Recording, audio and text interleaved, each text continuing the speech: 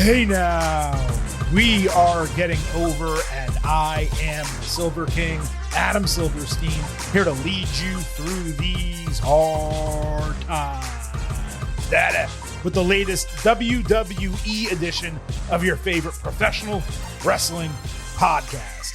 That's right, Getting Over is back once again, and we are here to break down everything that happened over the last week in the world of WWE, Monday Night Raw, Friday Night SmackDown, on and off screen. We are going to discuss it in this space. Vintage Chris Vanini will be along for the ride momentarily. Before we get to him, we need to get to this, and that, of course, is a reminder that the Getting Over Wrestling podcast is all about Defy. So please, folks, stop being marks for yourselves and go back to being a mark for me. Go back to being marks for the Silver King Adam Silverstein, Vintage Chris Vanini, and the Getting Over Wrestling podcast in totality. Head over to Apple Podcasts and Spotify. Leave a 5-star rating on Apple. Take a little extra time. Leave a 5-star written review. If you do, we will read it live right here on the show. And we did get one more new 5-star review this week from Chandler Courtwright, most in-depth wrestling podcast. And then the headline kind of dips out. It begins with AV, the next word. I'm just going to assume it's you saying that we're amazing. He wrote, best wrestling podcast there is. If you are looking for the most in-depth and unbiased content, you have found it. I greatly appreciate the countless hours of work done to ensure the best content possible. I acknowledge you. P.S. Let's go, Knicks. Indeed. Let's go, Knicks. Chandler, we appreciate the 5-star review. We acknowledge you. Acknowledge. Big acknowledgement right there. Acknowledge. In addition to putting us over on Apple Podcasts and Spotify, please remember to follow us on social media at Getting Overcast on Twitter and Blue Sky. You get episode drops, news, analysis, highlights, all that good stuff. You can send in questions and comments for the show. On YouTube, you can listen to the show. You can watch full-length video interviews. Hit the link in our social media profiles. Join our free Slack channel. Subscribe to the show. There's a lot of other stuff you can do. Make sure you follow us on social media at Getting Overcast. Vintage, welcome to the show. You know, this is normally the part of every WWE episode where we, BS around a little bit. We talk about our personal lives, some stuff that's happening. I don't have that much to say, and I know we have an absolutely loaded episode of the Getting Over Wrestling podcast ahead. Tons to discuss in the world of WWE. What I will say more generally is I have watched a shitload of good movies recently. What about you? Not movies. I've actually watched a crap ton of old wrestling over the past week. I mentioned on last week's show that I've started to just put on like the WWE Vault or WCW YouTube like live streams that they're playing on YouTube all the time. And so I've just had that playing on in the background, like while I get work done. And right now we've got Sid Vicious against Hollywood Hogan on the Nitro at the Georgia Dome on my TV right now. Back when wrestlers were men, they were all 6'5" and definitely not taking anything. Right. Yeah. Completely natural. No question. I saw Odyssey in IMAX. This movie. Oh, finally. No, I saw it the week after it came out. I just hadn't talked about it here on the show. But I saw that. I've yet to see Spider-Man. I'm trying to delay that until next week. I'm hoping that it'll still be in high quality theaters next week. I haven't seen Spider-Man yet, but I've watched a bunch of stuff on streaming services that has just surprised me with the quality. This random movie I saw, I tweeted about it on my personal account. The Kid Detective, I believe it was on Netflix. It punches way above its weight. It's like this comedy thriller detective show with a twist that is, it's not really even a twist, it's just a conclusion that is completely different than the tone of the rest of the movie. But like, I don't know, man. I've just been kind of running through the list basically before football season begins. This happens to me every single off season. Like I say, I'm going to catch up on a bunch of stuff I want to watch. And I do a lot of series and a lot of movies on all the streamers and stuff. But then we get to like the beginning of August and I'm like, oh crap, I have 3 weeks left. I need to watch as much as I can because I'm pretty much not going to be able to do it because we have college football, pro football, and of course wrestling still happening all at the same time this fall. I love finding a good movie that nobody's really talked about or hasn't gotten much hype, and you just want to like tell people like, hey, I want to credit the people who made this thing. They like did a good job and deserve some love. Yeah. So shout out to whoever made the Kid Detective. Yeah, the Kid Detective. That's the one I'm talking about. And there was, ironically, the Sheep Detectives. Have you seen this on Amazon Prime? Like, I've heard it's incredible. It's incredible. Like, what is going on? Like, these movies are punching way above their weight. So when I told you I was knocking out some movies, like, that's fantastic. I'm watching Silo right now, which, look, I love Silo. It has its problems, but I love it.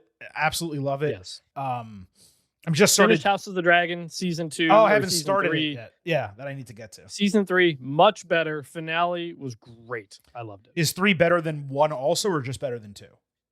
Because 1 was pretty damn good. It's very different. Okay. Obviously, season 1 was so weird with the time jumps and all that stuff. Right. But season 3, much more like old Game of Thrones. Cool. Great finale. A lot of people die throughout the whole season, so highly recommend. If you've gotten out of it, you can jump back in. Yeah, I haven't even started season 3, so that's like next. That's my next thing. I just went through.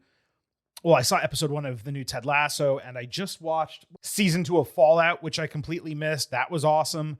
And I started season 2 of Sugar also on Apple TV. So, like, I'm just kind of knocking these out one by one. But there's been some real quality stuff already this summer. And then, of course, things I missed from prior months. Let's kind of flip the script here, talk about professional wrestling, because that is why we have this podcast after all. And I don't really have a WWE news segment for all of you. So we're just going to get into overall takes on TV this week. SmackDown, for me on Friday, was a massive breath of fresh air for the men's singles division. I need to be extremely specific about that. It was arguably the best single show booking in all of 2026 for the men on SmackDown. I want to be very clear this past Friday. Yet, the same problems existed elsewhere with the women and the tag teams, and it all boils down just to time, attention, and care. And with that show now cut to 2 hours for the next, 5 months, for those divisions, it could not be any more frustrating. Somehow, Monday Night Raw was largely the opposite. I mean, no tag team booking at all, obviously. There were a couple fresh storylines, but the men's singles division was an absolute bore, which was maddening after last week's show landed some haymakers. And we thought, wow, they're really picking up on both of these programs. Raw was a huge decline week over week. Meanwhile, the women had some of their best single show booking for either brand in a long time. Now, we'll discuss this coming up in a few minutes, but here's a general kind of thought about what's happening with Raw. When Roman Reigns is not there, especially now with Seth Rollins out for a bit, the star power in the men's division, it is thin comparative to SmackDown. You're talking LA Knight, Jacob Fatu, Penta, and maybe Solo Sikoa gets moved over there. Those are upper mid-carders. Each of these shows was a mixed bag for entirely different reasons, and the roster management across both of these brands is atrocious.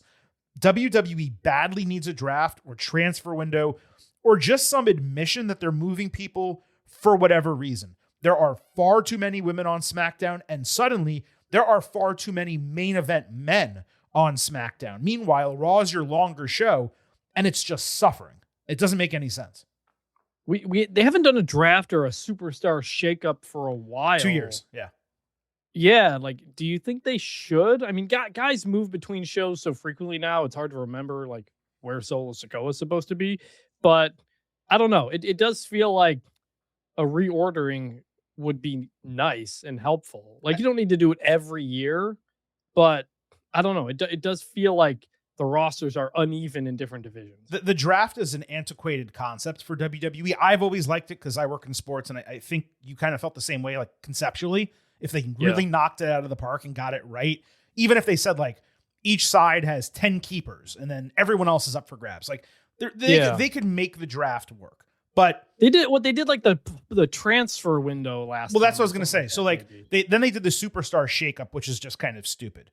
The way to actually do it is to do a trade deadline or a transfer window.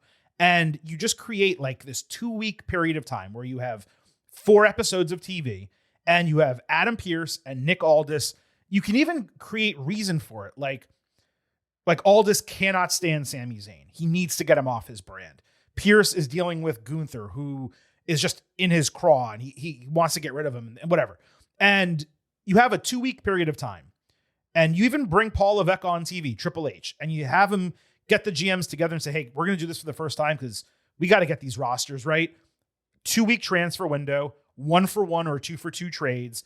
You guys work it out amongst yourselves. And then you have something that, like, hooks your audience where they never know who's going to show up on TV for 4 episodes The rosters get reset a little bit, and all of a sudden, both shows theoretically are better from a talent standpoint. But like what they have done, like calling up, I don't know, 7, 8 women to SmackDown using 2 of them, and Raw, you have a dearth of women's talent. And then meanwhile, they've taken so many people over from Raw and just shoved them over to SmackDown, primarily CM Punk and Gunther.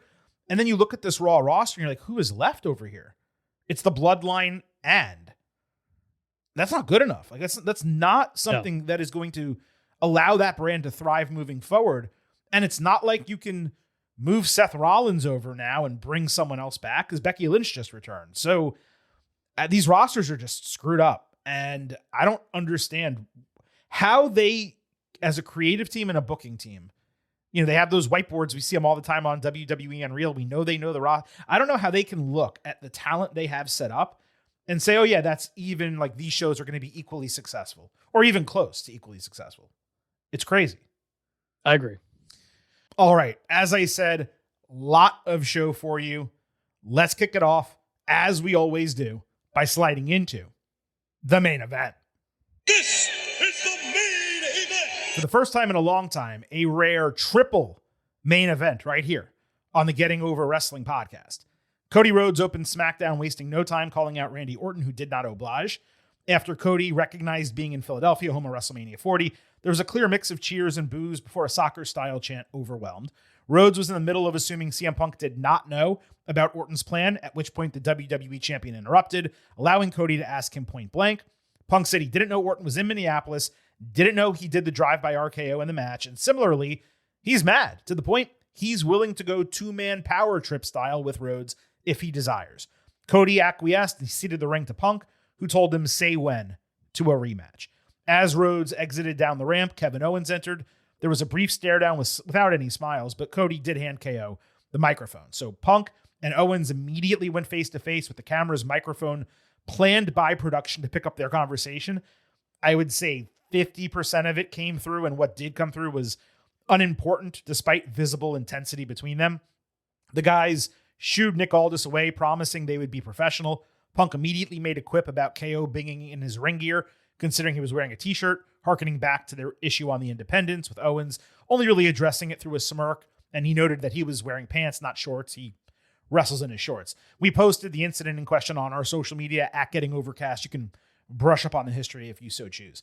KO talked about proving people wrong by coming back from his neck injury. Punk sarcastically slow clapped. Fans chanted, "You still got it," to which Owens clarified, "I never lost it." KO recalled how many people backstage asked him to give Punk a second chance because Phil was supposedly a changed man, but he refused, knowing better, and he's been proven right because Punk was already looking past him toward Rhodes, clearly still an arrogant sociopath. Punk explained all the ways he backs up calling himself best in the world, including the title around his waist. He said Owens, more than anyone, has benefited from his arrogance and opening of doors to independent wrestlers. Punk recalled how WWE officials once called him skinny fat, pointing that someone in Owens shape probably was not on their radar at all.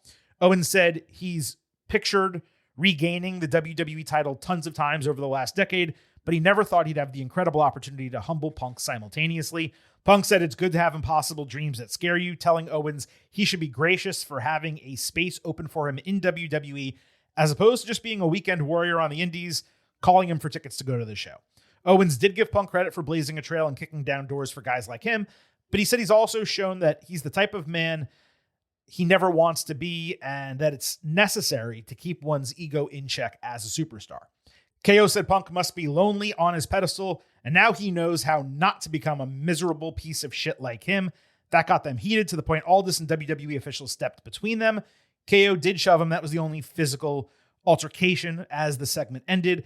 And I believe most people missed this, but when Punk was walking back up the ramp with Owens behind him, he called KO a fat piece of shit. And, Mike kind of half picked that up. But top to bottom, start to finish, this segment. Oh! Yes! I love that! I absolutely loved it. This was tremendous and a great way to open the show. Precisely the type of kickoff one would have expected for this feud. Two guys trying to hold down their hatred for one another so as not to pop off, yet the facade of calmness fades and crumbles as it progresses with passion filling their eyes. extremely well done on both their parts. The only demerit really was not getting full audio of the face-to-face, but referencing and moving past the t-shirt situation was key because that is not only heavily inside baseball, it's kind of irrelevant in 2026. Having their conflicting personalities and perspectives take the forefront here, that was much better. Punk heavily referencing, but not directly commenting on Owens' weight, dismissing his injury comeback, clearly tweaked him. KO continuing to call him Phil with disrespect in his voice and an unwillingness to give him even a shred of legitimate respect or credit. That was clearly irking Punk. It was basically a back and forth exchange of sarcasm and condescension. The latter, especially from Punk, who any unbiased party would have seen as the asshole heel in the segment, but they straddled that line tremendously well. It was almost like a Jake Roberts, Roddy Piper confrontation, the way they kept their tones down and they shit talked each other, but they did it in matter-of-fact fashion. They weren't making things up. And the best part might have been the crowd, which hushed itself because it was hanging on every word both guys were saying. This was the best main event level segment in WWE since Punk and Roman Reigns on the road to WrestleMania. Perhaps better than those in some ways because it was fresher and it felt more natural. Owens has always been the perfect foil for Punk, and he's the best choice character-wise to bring the hypocritical heel persona of the champion fully to the forefront. Punk is an incredibly consistent character, whether babyface or heel. He is so egotistical, antagonistic, and self-righteous that it only takes one segment for fans to flip their alignment for him. He's such a prick in character. He even dropped "brother, that doesn't work for me" to perfection. You could feel the legitimate tension through your screen. And while there were plenty of issues with SmackDown on Friday night, this segment alone leveled up the show massively. It was everything I hoped it would be from the moment Kevin Owens won at SummerSlam. Like we knew what they could do. Also, fun fact, Hollywood Hogan here in 1999, 2 years younger than CM Punk is right now. And Hogan can on the thing you're watching. I'm like, what is he talking about? Yeah, okay. Shout out to CM Punk for being in great shape at 47 years old. True. And this was just another example of how CM Punk just naturally elevates everybody he's across from because there's always just a little bit of an edge and uncertainty whenever he's in the ring. And especially when you put him across the ring with Kevin Owens. Like CM Punk Seth Rollins was just a lot better than Roman Reigns Seth Rollins because we know in our heart of hearts that Roman and Seth are cool and they're fine. But with CM Punk and pretty much everybody, there's a part of you that goes, there's a little part of this that's like real, even if it's maybe not. And that has always been the genius of CM Punk. And you know Kevin Owens is going to step up to the moment every time. And we get this, and we've never really had this before. They did have like the one back before Kevin Owens got hurt, but we've never had a Kevin Owens CM Punk like feud. And after all these years, well, I guess obviously going back to way back in the day of the Indies, but I'm fired up for this. Great start. I don't know how cool Reigns and Punk are these days, but certainly they're professional and able to work together, which I think is the larger part of what you were saying. And yeah, like this felt like a segment where even if it wasn't intentional, if you are a smark or if you know anything about their backgrounds, where you're watching it saying like, is this real? Is it completely fake? Have they made up at all? Are they just being professional? Like you weren't 100% sure what you were saying, right? Yeah. And like that line that Punk said, like, was that planned or did he throw that in there? Did Owens know it was coming? Is he angry about that? Is that why he made that face? Like you can actually ask those questions. And that's working yourself, but that's okay. Like this is what professional wrestling is supposed to be about. And the more opportunities they can give us to buy into stuff and forget that this shit is predetermined and fake, whatever you want to call it, and hope maybe there's some legitimacy in this feud and like we're actually going to see some of it come to the forefront. Anytime that wrestling can successfully do that, it's better. And that's exactly what this segment was all about. They just and also like, remember, CM Punk got fired from AEW and got in a fight with Jack Perry. Like he is always prone to where you never fully like know what he's going to do. And sometimes that goes too far. Yeah. But that living on that edge is what takes the interest level to just a completely other level. It was also cool having Owens come from the standpoint of, you know, when you rejoined the company, everyone said that things were great. You're being such a great guy. You've turned a corner. I don't know, man. I don't see that. Yeah. You know what I mean? Like, I'm the one calling you on your shit. And it's coming from the character who is the only person in the entire company who, like, sees the wrestling tropes and calls them out and has logic and remembers what happened a month ago, 2 months ago, 3 years ago. You know, everyone else forgets, but Kevin Owens remembers. He's like an elephant. So you have that guy calling you on your shit. It's more impactful than a baby for a face or a heel, a random person just kind of doing it. So that was the opening segment, but there's a lot more from SmackDown. Sami Zayn backstage legitimately congratulated Aldis for SummerSlam. Of course, he quickly turned it and ranted about Aldis previously screwing him twice, decisions that could perhaps be explained, but doing it a third time with KO in that match appeared more than purposeful. Owens approached, which allowed Aldis to avoid accountability, deciding that he wanted his championship match 2 weeks out in Toronto. Sami clarified he's happy for KO, but he needed Owens to acknowledge that his success came at Sami's expense. That way they could both move on.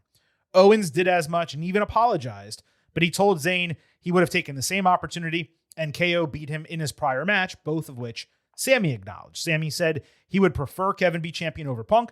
He even offered his help. Then he got somewhat offended when Owens was prepared to do it all on his own, clarifying he would not put his goal on hold just because they had the same agenda. Terrific follow-up segment that perfectly showcased their individual alignments. Zayn as a heel with legitimate gripes, who should probably be viewed as a face and likely will be in the future. And then you had Owens as a face with a legitimately complicated past, both when it comes to Sami and in general as a character. As on and off again friends who will always have mutual respect, it was better for Owens to acknowledge Zayn's gripes rather than try to build tension between them, especially this early in his return. The apology was so passive-aggressive Canadian, it was perfect. KO doing it reluctantly because he knew Sami would not move on otherwise, that was necessary. And Zayn not altering his focus despite his friend being in a stronger position, that was sensible. Plus, they're aligned in their hatred of Punk. So they should somewhat be on the same page as was shown. But don't forget, last year, KO feuded with Zayn when Sami refused to help him win the WWE title. Now Owens is asking him to not get involved. I wonder if there's going to be a callback. Pretty interesting parallel there. Super smart way to push past SummerSlam and focus Zayn's problems on Aldis rather than Owens, at least for now. At the same time, Aldis completely skating responsibility for his management decisions was frustrating, but as long as Sami doesn't forget, and it's not in his character to let go of being wronged, those chickens should still come home to roost eventually. When he goes babyface and the crowd flips into backing his frustrations, that's going to be a tremendous payoff. As far as Owens' championship match and what's going to happen there, let's circle back to that in a few minutes. Vintage, your thoughts on this kind of backstage confrontation with Sami, Aldis, and Owens? Yeah, Kevin Owens and Sami Zayn are really the perfect storytelling tool because you can always team them up or put them against each other and it makes sense. Like, that is so difficult to create. And it only happened because of their long history that we know about and also the history they have previously told us on television. So, like, you can, whatever you want to do with the two of them, the crowd will buy it. Mm-hmm. And that is so incredibly valuable. And there was a lot of lines to balance here. Kevin Owens is the babyface. So he can't just fully side with Sami, but he has to also show the empathy, also be sensible, and also still kind of look strong while, again, being empathetic to his friend. And they nailed it. Like, that is why you can tell these guys have been doing this forever, and they could do a promo like this in their sleep. It really hit exactly, I think, the baseline level that it needed to. It all made sense. And that would normally, that's a difficult thing to pull off. And they did it. Yeah, straddling that line both with each other and authority. You're right. Like, that's the expert level shit that's happening right now with these guys and CM Punk especially. Those three and them all kind of being in this storyline together, like, it has the potential to be super special. And I hope people aren't kind of missing that because of whatever other issues or criticisms that they have. Zayn later ranted to comatose Johnny Gargano and Candice LeRae, admitting that he is a bit jealous of Owens because he gets a chance to call Punk a fraud. Of course, Punk was standing right behind them, asking LeRae if they were still really doing this planking shit, and Zayn if he was still complaining and talking crap behind his back. So Sami called Punk a fraud to his face, promising his days are numbered, and he said he'd be beating his ass if he didn't have a broken bone in his hand, which Sammy lifted up and revealed was in a brace. Punk told Zayn he's at the back of the line. He said he would give Gargano or Lareya a title shot before him. Sammy yelled at Johnny for not doing anything, and Candice pushed him away.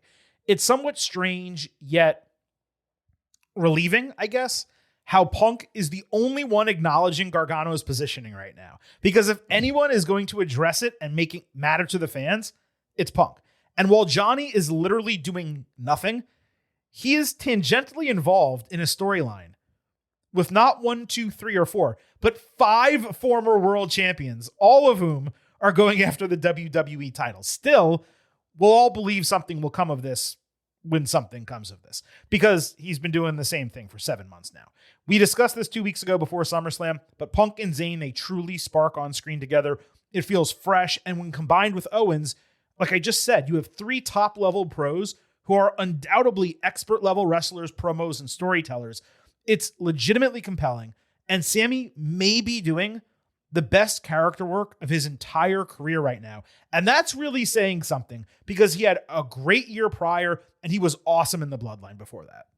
Do you think there is actually a plan for Johnny Gargano? So I believe there was a plan, and then MCMG left or got released.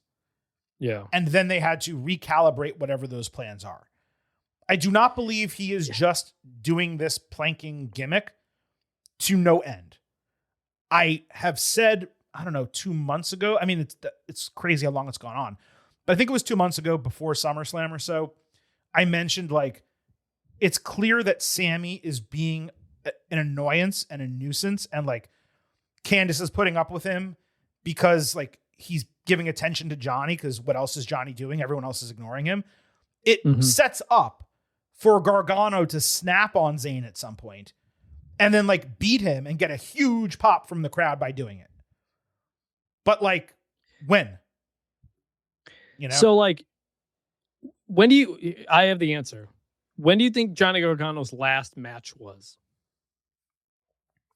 Singles or at all? At all. I would say... I can give you the answer. I would say December or January. It was April. It was the Andre the Giant Memorial Battle Royal. They had that. He was also in NXT. He had an NXT match too. Yes, he did a couple North American title stuff. A regular one Obafemi squash in March, and before that we're in January and December. What about like a regular TV match, like on SmackDown, like a non-battle royal? He got squashed by Obafemi in a minute in March. Before that, January. Okay, he lost to Axiom. So, like, the Saudi Arabia SmackDown. So, like, I'm not saying those other ones don't count, but I was talking about his last real match in January. I'm just saying, like, this. I mean, I'm just saying, like, this isn't dark matches. This isn't, house shows. Like, nothing. Which is normally tracked here by Cage Match. So I'm like very surprised. Like, I don't know. Like, and by the way, Candice isn't doing shit either. Like, she's had a couple appearances here and there, but she's not really. And he wasn't part of the releases. So, like, I don't know. I just keep thinking, like, is this going to pay off at some point?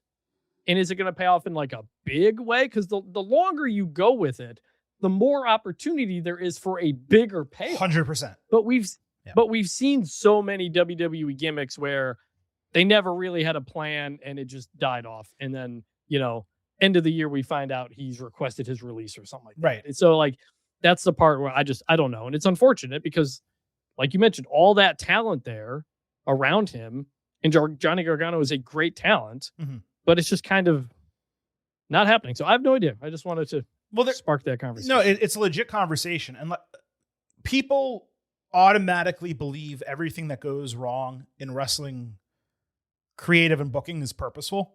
It's like, oh, they want to hold him down, or they want to do this or that's that. part of the work. That's part of the work. Right. Well, yes. Yeah. But what I'm saying is, like, there are so many extenuating circumstances.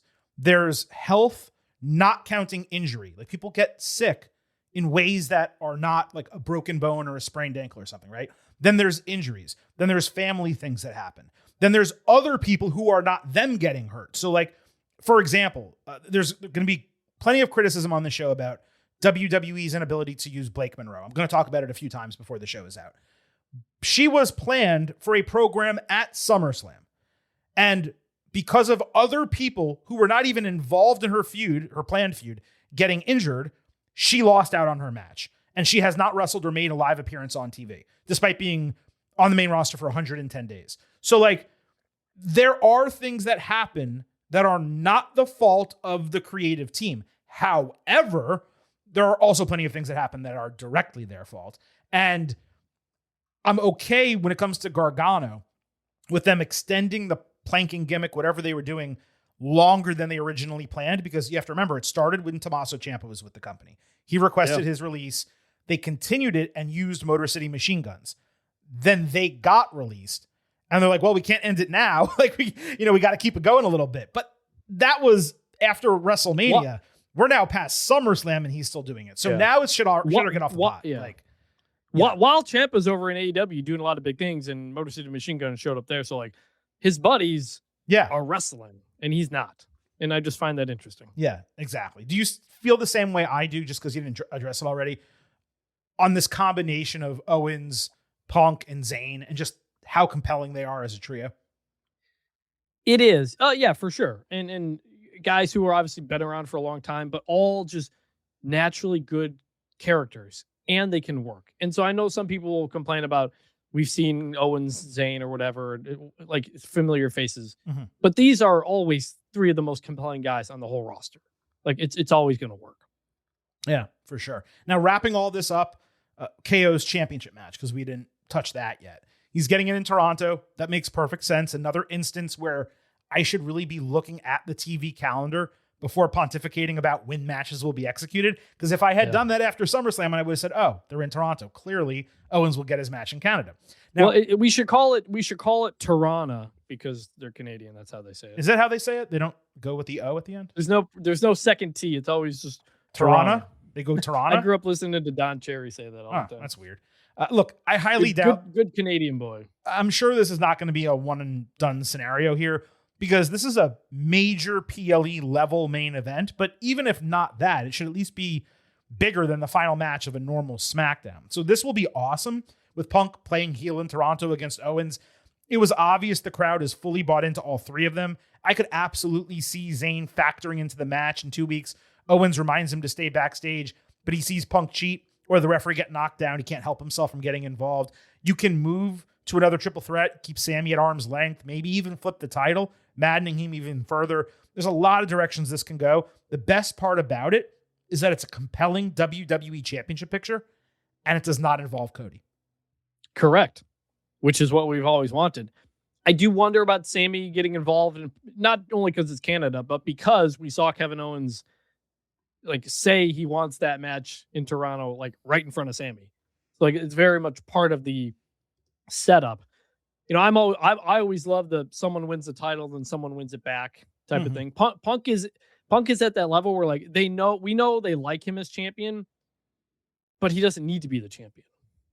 And we're like Cody, it's always like, LOL, Cody wins. I'll believe Cody loses when I see it. But you always kind of believe that Punk might lose because, for various reasons. So I'm very intrigued going into this. They have changed the title on television this year. So that is a possibility. So this is where, when you do things in the past, it sets up more interest in the future. And I'm interested. Yeah, with Cody as champion going into this, even though he did lose the title on TV to Drew McIntyre, and then, of course, it flipped back. But 95% of the time, you would go into this match saying, no chance they change the title. Here, you're looking at it, you're saying, you know what? It's plausible. They could actually flip it. I don't think they're going to, but they definitely could. And to the larger point of Cody as champion, if I had the book, I'm curious what your answer would be. If I had the book, I would not give him a world title until at least next year's SummerSlam, or an event between WrestleMania and SummerSlam next year. He does not need 4 months without the title. He needs 9, 12, 15 months without the title. What do you think? You're talking about Kevin Owens? No, Cody. I'm sorry. Oh, Cody. Sorry. Yeah. No, I wouldn't have Cody run this at all. What I would do is, playing it out, Kevin Owens wins the championship. He loses it to Gunther. Sammy wins it back.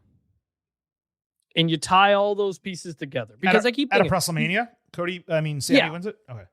yes, because like Punk has the title now, but he's not the point of Punk having it is eventually to lose it to somebody. Mhm. Lose it to Roman Reigns, lose it to Seth Rollins cashing in these moments. So like, who does it make sense to lose it to? It could be Punk. Kevin Owens doesn't win it from CM Punk at all. Eventually Punk loses to Gunther or whatever. But it feels like going into Mania, I would want Gunther to be my champion for someone to take him down. Someone who you've wanted to build up. If they didn't, just based on what he's done. If they didn't screw over Chad Gable and make the huge error in having Sammy beat Gunther and ending the record Intercontinental Championship reign at WrestleMania, I'd be okay with that. But that's old hat. We've done that feud. We've had that match. Yeah. Like, I'm not really interested in that. What I would most likely do is something similar to what you're talking about. But I would have Gunther beat Punk. He gets his win back head to head. Then I would have Owens take the title off Gunther, like at the Royal Rumble or something. Then you have Sammy win either Royal Rumble or Elimination Chamber. And you go Owens, Sammy in Saudi Arabia at WrestleMania 43. And then you book Backlash in Montreal. And you have two different options. You can change the title. Sammy wins at WrestleMania, which most likely to happen. And then you just rematch it at Backlash. And you just get them in their two major career matches in one venue that is 100% Sammy and another venue that is 100% both of them. Like, they will not get a better reaction anywhere in the world together than Montreal. You run both those matches. You can have Sammy win and then retain, or you can have Sammy lose for whatever reason. Maybe it makes sense in storyline, and then rematch in Montreal and he wins there. All of a sudden, you've effectively put a bow on their career-long feud with the two biggest matches you could possibly book between both of those guys. Yeah, I just like Kevin Owens, Sami Zayn, a world title. Is that a main event? In Saudi Arabia with Sami Zayn, yes, that main event's night one, 100%. I'm not sure, like, because to me it's more about TV because tickets are what they are in Saudi Arabia. So I don't know. It's I compelling. just think People love if you book it right and you don't repeat not past mistakes, but past storylines. If you give them a fresh storyline reason for being at odds the way they would be, which you definitely can. And again, that's perhaps even why you might have Owens retain at WrestleMania. But he wrongs Zayn in some way during that match, and then Sammy wins in Montreal. So you get a best of both worlds situation.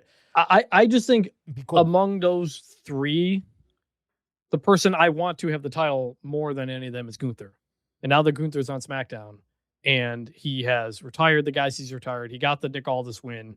Like, we're before we know, we're coming up on a year since he retired John Cena, and what has he done since that? Mm-hmm. Like, when are you going to strap the rocket to him to be the big bad or not? Like, this is kind of your last chance. No, I fully agree with that. And that's why I want him beating Punk. Because he gets his win back from Punk from last year. And he beats the, quote, best in the world. He needs to defeat someone. Like, we love Kevin Owens, but like Punk is a tier above him in terms of the way he's viewed by WWE fans and most people, if we're being completely honest. So I would have Gunther beat Punk. Punk goes off TV for a little bit. Gunther goes on a long reign with the title, but then he can be defeated on the other end. And I just don't want it to be Sammy because, again, we saw that a few years ago at WrestleMania. We need something fresh. But I think we're pretty much aligned with the same. We want to see this title move around a bit over the next 9 months before we get to WrestleMania. We'll just see how many times that happens. If it happens at all, it's possible Punk takes it all the way. There's a lot between now and then, a lot of time. But speaking about the other half of this SmackDown main event men's division, Orton hit the ring an hour later than Cody originally called him out. But before he could get two words out, Rhodes stormed to the ring, gained the upper ground, sent Randy scurrying out. Cody demanded he get in the ring after 100 days of waiting for an explanation he is owed. Orton called him a cocky, arrogant son of a bitch, considering Rhodes said he wanted this version of the Viper and even demanded it going into WrestleMania. Randy congratulated Cody for beating the best version of Orton, but explained how that led to the voices growing louder, hence the punt kick. He said the best Orton is not going to bring home number 15, but the worst version of Orton will. Randy said he was willing to take the WWE Championship from whomever has it, but as long as he has Aaron, as long as he will ensure Cody never holds the title again. Rhodes retorted, saying taking the title away from him means he no longer needs to be the best version of himself or a good guy, and Cody closed strong, saying Randy used to call himself the Legend Killer, but he's the only legend left in WWE. So who kills you? I'll tell you what, this was far, far better than I expected when it started. Perhaps I entered with like natural pessimism, considering their prior feud was so immensely botched, but this fully exceeded expectations, and it was largely the feud we should have been enjoying on the road to WrestleMania. In fact, I would not be surprised if this was a segment they had mostly planned before Pat McAfee and Jelly Roll got injected into this for no reason whatsoever. Other than Rhodes forgetting that, Punk, Rey Mysterio, and multiple women are on the roster who would be considered legends, other than that, he was pitch perfect. When Cody is passionate and fans are given the opportunity to believe it, not assuming he's just putting it on for kayfabe, that's where he shines. Ironic that it comes after he finally lost the title, but Orton admitting defeat and using it as an excuse for an even darker turn was perfect. It's going to remain curious what WWE does in terms of their alignment. Rhodes did get fans to boo Orton a bit by the end of the segment, but as we've said many times, the crowd largely wants to cheer for Randy over Cody. I seriously hope it is not as simple as Rhodes winning and then moving forward. This dude needs legitimate obstacles, maybe even a 4 to 6 week break from TV. Like I just said earlier, they have so much main event star power right now on SmackDown. Give Cody a month or two off. Let him get Punk kicked again and then come back with gusto. But this was massively successful. It was the best segment in their entire feud dating back to February. It was great, and it had one of the things I love most in wrestling, which is a bad guy who makes sense. Very simple explanation to be like, why did I do it, Cody? Mm-hmm. You told me to. You gave me the permission to. He's right. So I loved seeing that. And yeah, like you said, it did kind of feel like something they could have done like going into or coming out of WrestleMania or something, but we're here. It's good. Good stuff from good fire from Cody. Good last line. Even if it didn't make sense, it was a great line. Like that was a line that got the people up to close that segment. So I'm interested. It's Cody outside the title. It's two guys who are acknowledging the title and wanting the title, but also being more focused on their own personal feud. Mm-hmm. And that's really important in the context of believing wrestling. So great job, everybody. We've discussed this and we're going to expand on the women's division being completely overloaded on SmackDown too. But with Orton and Owens back, plus Gunther, and don't forget Finn Balor moved over, there's a massive discrepancy in the men's division on what is now a 2-hour show. It leads me to wonder, Vintage, whether Gunther gets pushed back over to Raw because he was not originally supposed to be on SmackDown. He was going to feud with Roman Reigns. And then beyond him, when Drew McIntyre comes back, they're not going to put him on a brand that has CM Punk as the champion, Cody Rhodes still over there when they feuded for the better part of a year. They got to bring Drew back to Raw when he returns, right? Like natural feud with Roman away from those two guys. To me, that's a total no-brainer. I'm expecting McIntyre on Raw and perhaps Gunther pushed back over there in the next couple of months. What about you? I mean, maybe it's what we talked about at the beginning of the show. It's just there's too many big time names on SmackDown. You got to find space for them. There's not a lot of space. Bring back the Superstar Shakeup or something. Yeah, they got to figure out something. All right, sticking with SmackDown, but moving over to the women's division. Rhea Ripley announced late last week that she underwent surgery for her torn meniscus and would remain out of action indefinitely. We discussed this on Thursday show, or I should say I discussed this on Thursday show, but wanted to bring it back now that we have Chris on. That's generally a 3 to 6 month recovery. The end of that timeline puts her on pace literally to the day for a Royal Rumble return. If the window is shorter and WWE can get her back in 3 to 4 months, it would obviously be sensible to return her sooner. But that would also be dependent on storylines, and hopefully they've learned their lesson about delaying stuff too long, given what's happened across both brands with the women. Making matters even more complicated is what happened on SmackDown with Chelsea Green. We'll circle back and talk about her in a moment. But as far as Ripley and the WWE Women's Championship are concerned, going into SmackDown, I felt it would have been appropriate for them to announce Ripley's injury, pull the interim label off of Green's title, and basically reset everything with her as the primary champion, even if that meant taking the title off of her in relatively short order. Now, we will talk about what did happen on SmackDown, but Vintage, am I wrong thinking that's what should have happened on Friday night? Yes. I mean, this whole thing ended up being a complete mess. I mean, for Rhea to be out as long as she was before deciding to do surgery, like, I'm not a doctor, but that's clearly something I imagine you'd like to make a decision sooner rather than later. Sure. And this happening right after you've made the interim decision. Like, you announce it's going to be an interim if you know she's coming back, and they didn't. So yes, I agree. They should have just said Rhea's still out, permanent champion. Chelsea sort of addressed it, but yes, unfortunate for Rhea again. Hope she's back as soon as possible, but you can't. You got to move on. You could just say Rhea has vacated her championship, and we had no issue with the interim title initially. Like, the idea was fine if she was going to come back in a month or two, but when you're now at 3 to 4 to 6 after she was already out for a couple months, like, you just got to move. So Chelsea Green closed hour 1 of SmackDown with the championship celebration, thanking the fans for playing a large part in her ascension. Her lower third graphic, I want you guys to stay with me on the details, okay? Her lower third graphic said interim champion. However, she was not ring announced as interim champion, just champion.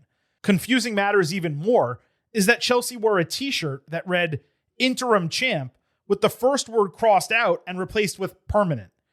And I'm paying attention to this presentation because of Ripley's announcement. Yet instead of clarifying the situation, WWE only made it more convoluted with their inconsistent labeling of Green and unwillingness to even mention Ripley on air. They didn't address what she said on social media at all. They run to do stuff like that, and they just didn't even mention it.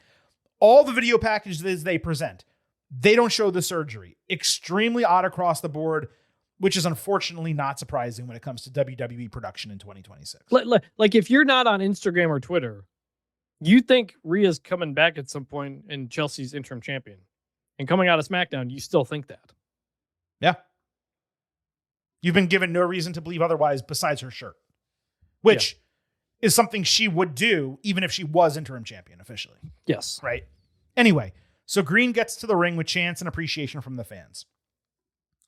Then she switches and puts over Tiffany Stratton, apologizing for what happened with the ladder shove, wanting to toast to strong female friendships. Tiffy had other ideas, but before she could basically say she wanted the title, which is the assumption, she got interrupted by Fatal Influence, who split their heat differential in half, neither the strongest nor the weakest they've received. That was positive. With JC Jane saying she deserved to be in this match, but now she wants to take Stratton's United States Championship. Tiffy was willing to offer an opportunity next week if Influence gave them an immediate tag team title match. They agreed. Hugely disappointing segment. Chelsea just had the greatest moment of her entire career, and she got 2 minutes speaking 2 total lines about herself before thanking the person WWE perceives as a bigger star, Stratton, who immediately took over the segment and became the entire focal point.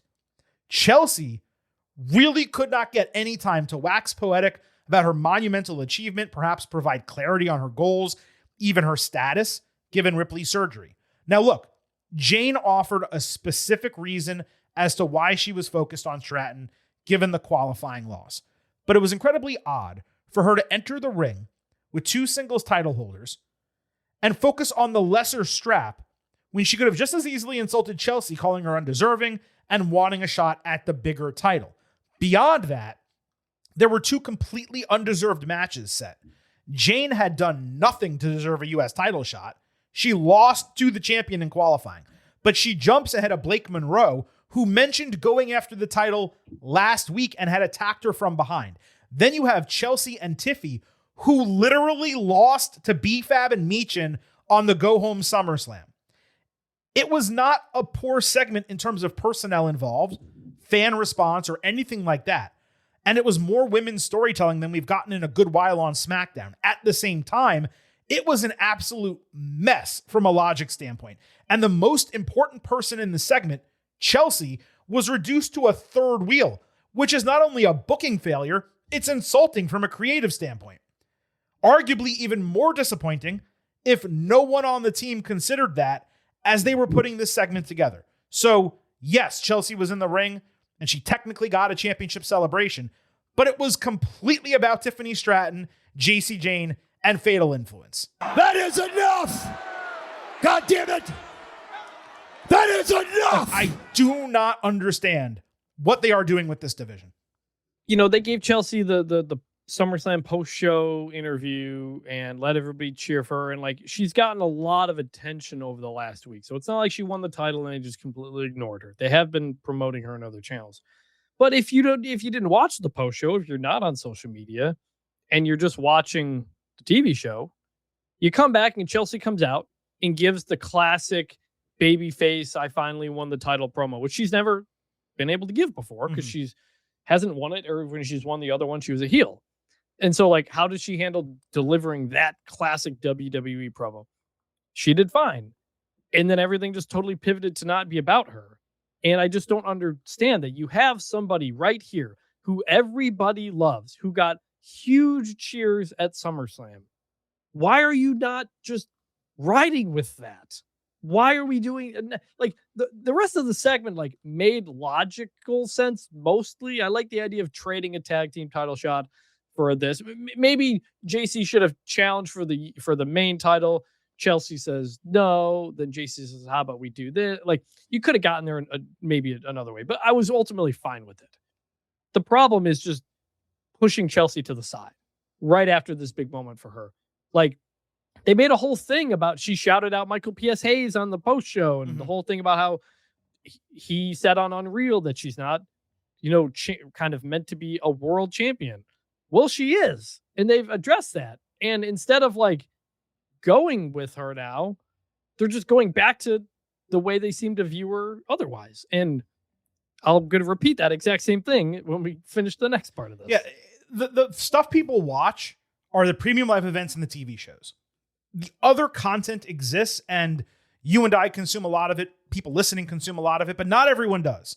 All right. Especially like the adults with kids and all these people who they just have enough time to watch what's on TV and then they check out and go on with their lives. And what they were told was that this awesome moment that happened on SummerSlam really didn't matter that much by the time you got over to SmackDown. That Chelsea wasn't as important as the other four women she was in the ring with, but especially not Tiffy, who holds a lesser title than her, but was the focus of that segment and what was to come afterwards. So to your point, tag team championship match, Influence against Green and Stratton, who, let me repeat, lost as a tag team the week prior, okay, on the go home to SummerSlam. Yes, but they did have, they made a trade to get that. I understand, but they still just okay lost to B-Fab and Michin. And Chelsea got pinned in that match. I just want to remind everyone, okay?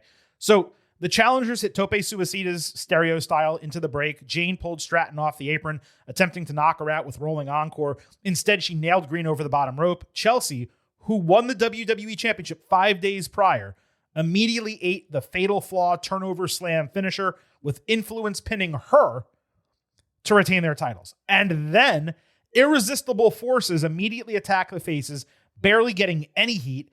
Nia Jax stands over Green, mocking her and dancing with the WWE title. I was at a loss for words Friday night.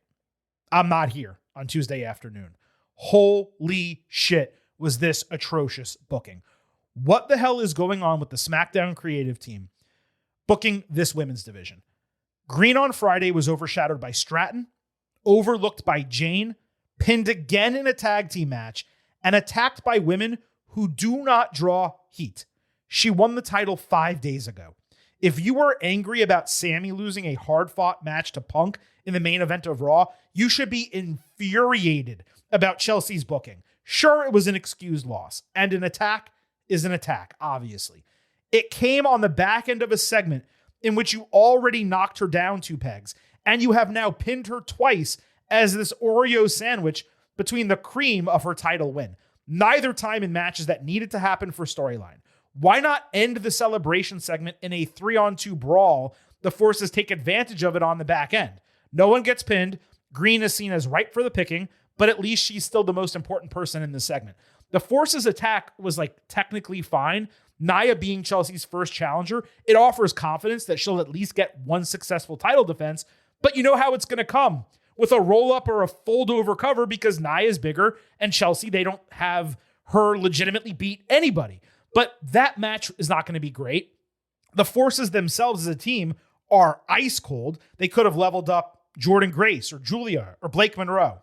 No. It's Nia Jax again. Instead of being platformed, Chelsea was made to look worthless. And that's on the back end of not acknowledging her status at the start of the show. These segments told us Stratton and consequently her title are more important than Green, despite Chelsea being the most over woman on the brand and one of the most over in the entire company. Again, who the hell is making these booking decisions? No one is saying a babyface underdog champion cannot face adversity. But holy shit, you can do it in a way that is respectful of her achievement. This was not respectful of her at all. You know, when the Chelsea Green Unreal thing happened a year plus ago at this time, I said at the time, I think they're leaning into this for kayfabe purposes, that they are trying to drum up support for Chelsea Green to eventually reach that championship pedestal in a way like they would have a Daniel Bryan or something. Mm-hmm. And it maybe not in the way they expected. It got there. She got the support. She's really over, and she got the championship at SummerSlam. And so I'm like, all right, like it kind of worked. It got there. But now they're just back to doing what they did before, which makes me think, maybe they never actually did believe in Chelsea Green, or they just view her as transitional jobber to the stars type of thing. This makes no sense. 0 sense to pin her right after this. Why does Tiffany need the protection? She's defending the title next week. Like, have her be the one to lose to set up the drama of, is she going to lose? Or is she going to get the win back or something? Like, pinning your champion to protect your United States champion is just the most concrete, here is how we view these two people.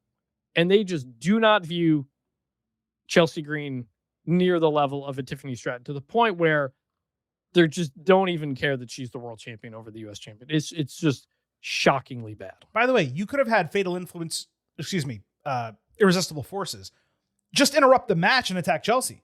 Like, you could have gotten out of the match also. You didn't have to pin her. No, because you need to set up next week's match. Well, they had to win. No. The stipulation was, if you give us a match, I'll give you a match. It didn't matter who won.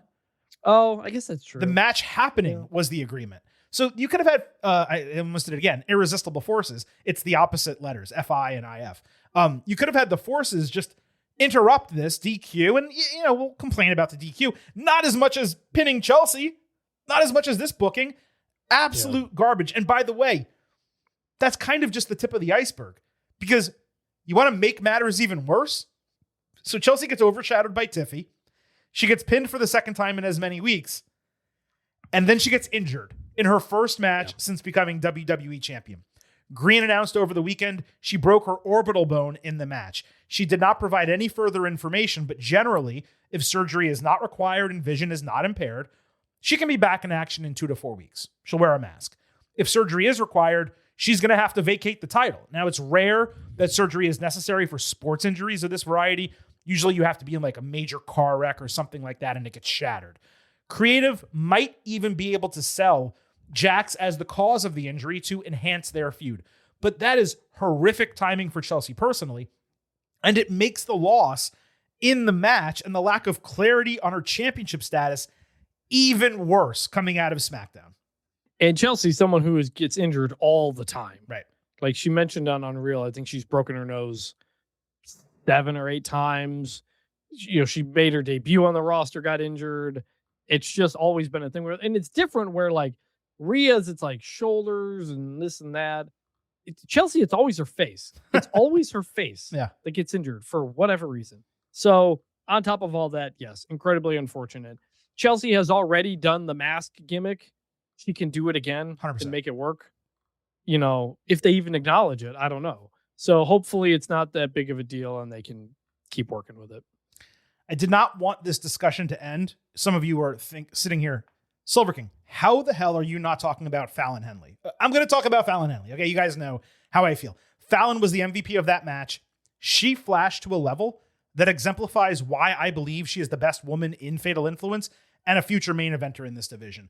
She did Swerve Strickland's house call better than Swerve and looked like $1 million from bell to bell. Henley pinning the WWE champion while terrible for Green is absolutely awesome for her. And it's also awesome for the Silver King's agenda. Thank you. And it's nice that there may be a realization that her ceiling is incredibly high. She has a deep bag, fantastic look, fits in any situation. So terrible night for Chelsea. Great night for Fallon. Now, I do want to move over to the Raw portion of this main event. Before we do, there is something that many of you have been waiting to hear from us for pretty much the better part of 2 weeks. And that is getting into the Hey Now Championship Gauntlet. Gonna look good, but she's got me saying, hey now! Now, this is the second gauntlet we've done this month, or in the last 4 weeks, I guess I should say. We're actually going to start with a number one contendership match from a segment on SmackDown last week, the go home to SummerSlam, and then we're going to run the gauntlet, and I'm going to do a little spoiler alert. There's a couple additional Hey Now Championship matches set for later in the show, so we need to get through all of this. Vintage, the number one contendership is between Jade Cargill, who wore that white fishnet bottom pant kind of thing over what was a blatant thong. I mean, it was as much of a thong as you could possibly wear. Against Charlotte Flair with the black leather whale tail getup from that go home SmackDown ahead of SummerSlam. Who do you have emerging as the number one contender from last week's SmackDown? So I'm glad Charlotte's here because I mentioned this in the Slack last week, but I feel like Charlotte needs to have more title shots than she's been getting. She needs to be acknowledged. She's been a strong contender for this title going on several months now, but just hasn't popped up in these matches. Normally, I would want to give it to her here, but I'm giving this, keeping this with Jade. Thank you. I was going to say there's no way Jade didn't beat Charlotte head to head coming out of SmackDown. So Jade is one of the number one contenders that she now slots into the gauntlet. The reigning champion, of course, is Liv Morgan from a couple weeks ago on Monday Night Raw. Her first challenger is Andrea Bazzarte from the July 18th episode of AAA. Vintage, I had to send this over to you and make sure that you saw it. Andrea's in the ring for a promo segment, a head-to-head deal with Rey Mysterio, who is hiring her back as a backstage interviewer at AAA. And she is wearing this silver beaded dress that you could put on a runway. You could put it at the Oscars, any major event, and she would stand out. I'm going to go ahead and go first here. Liv Morgan, multi-time champion, super successful in the Hey Now Championship Series that we're running in 2026. Andrea cleared her as far as I was concerned. For me, she's the new champion. What about you? So this is a very good comparison. One I'm glad you sent to me. Very glad that you sent to me. I went over the tape a lot ahead of this match. But I'm going to stick with Liv. Wow. I think Liv's current reign is maybe the strongest she's ever had in terms of at the peak of her powers. For people who don't remember, it was extremely short shorts that were opened up and the ab, the hip bones are out and everything. Just it's a lot. It was the nude underwear that put it over this the with top Liv. With Liv. It was the nude underwear that made it look like nothing was there. That like elevated. Well, I don't know if it's underwear or like the tights that they wear underneath something. Yeah, shirt, yeah, same thing. But yes. So for those who may be new, we have to have mutual agreement in order for the title to change. I am floored, but okay.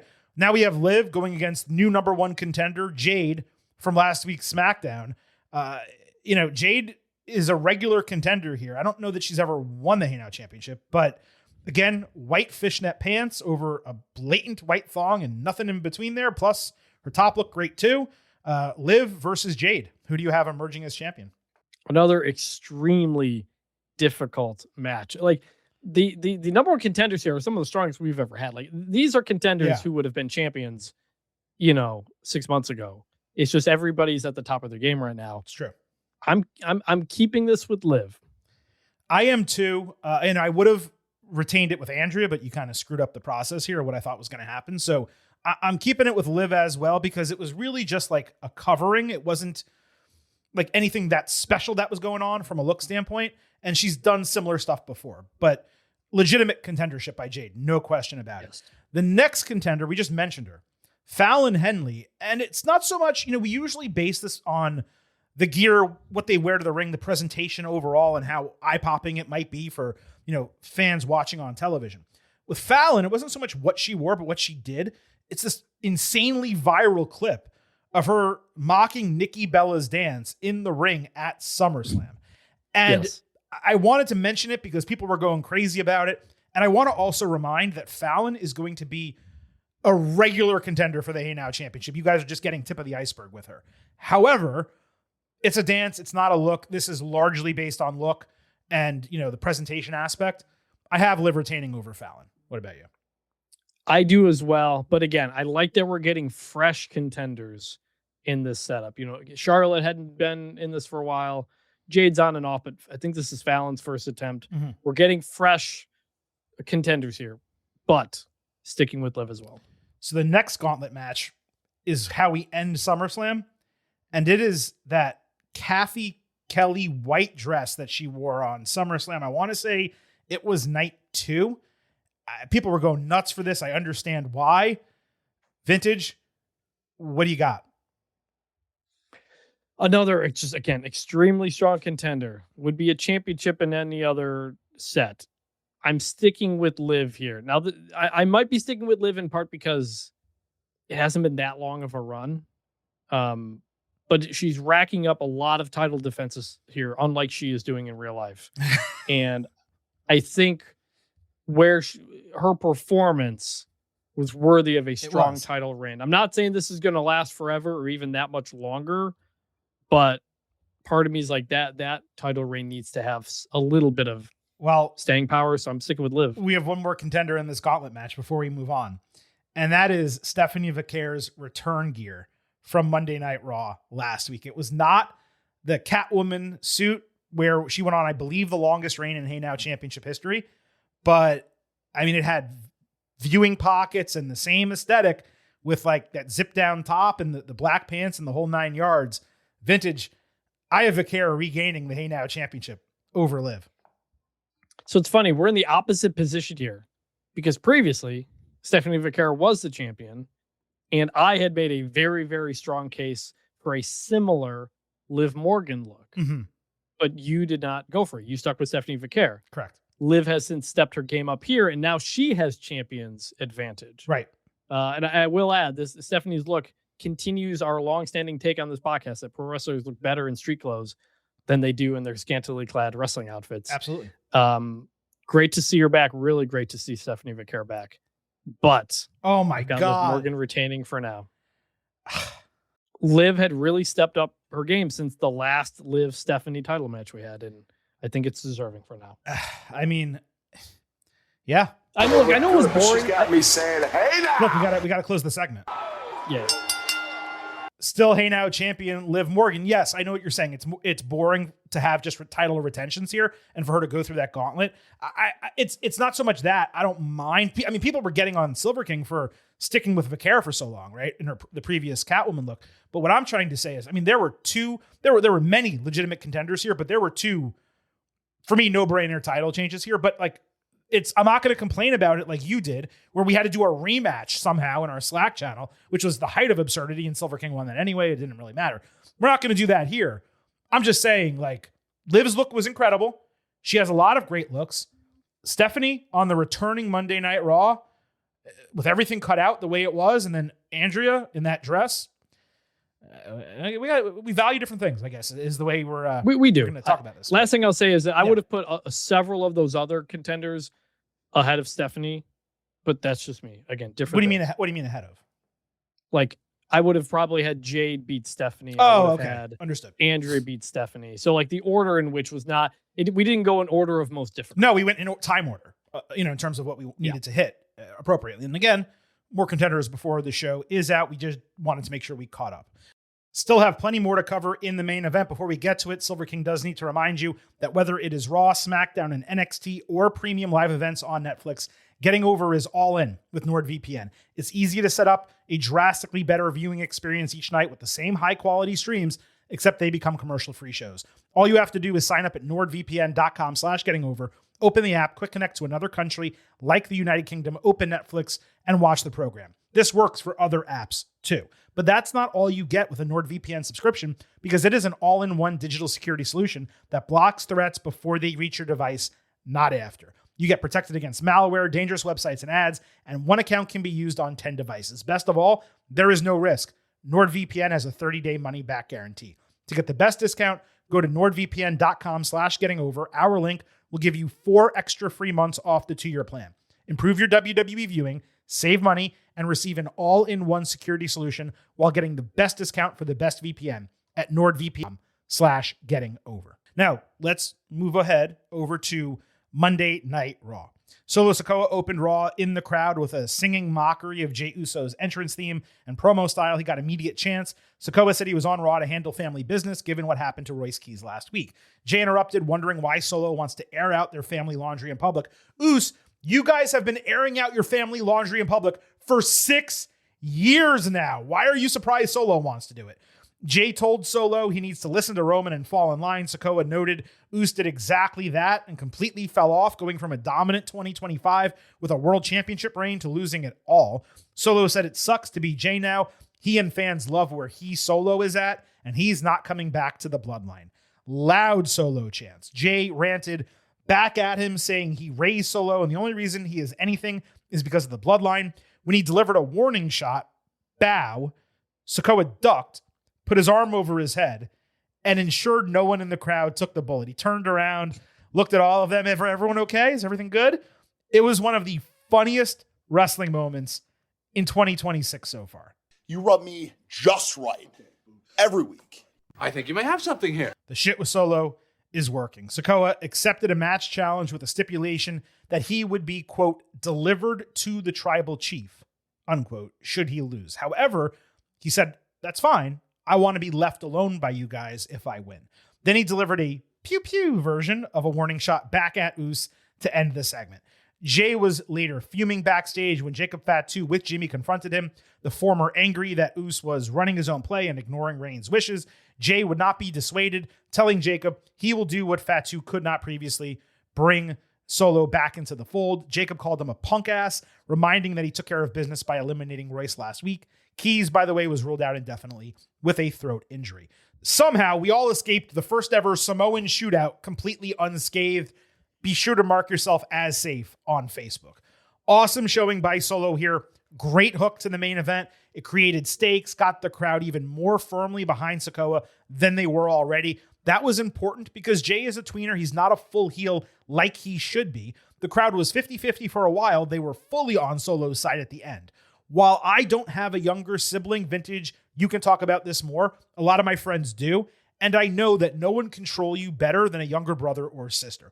Sikoa was firmly in his bag during this segment, and it's really fun to watch him opposite Jey because Us has a really tough time being serious when his younger brother is getting after him.